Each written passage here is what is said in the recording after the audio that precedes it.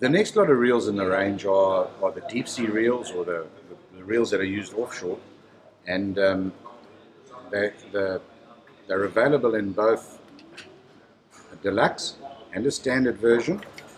And there's these big spoked ones, which are quite unique. This one in particular was designed for what we call whipping here in KwaZulu-Natal, which is almost like jigging a big spoon and off the boat, and you basically whip your rod up and down with this reel, with a white metal spoon on, and you're fishing for predominantly kuta or Spanish mackerel.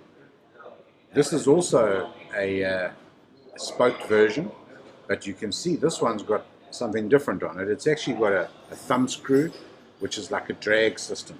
And this drag has a bit of a ratchet, so you can tighten up the drag so that when a fish goes to take line, it's quite tight.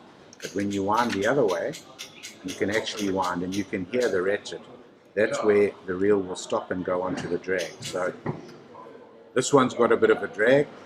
Might help a little bit from a burn perspective, because anybody that's fished with these reels knows that they burn like hell when a fish takes off.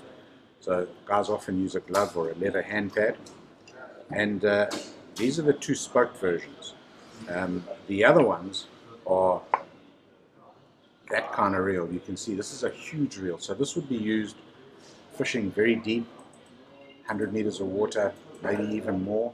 And we'd be fishing this with braid, probably 150 pound, maybe 200 pound braid, which helps a lot from a pressure perspective and also sensitivity.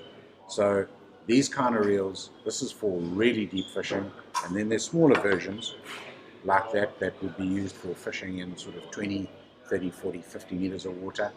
And again, it would be used with braid, just a lighter version. So these are the bottom reels. They're commonly known as bottom reels.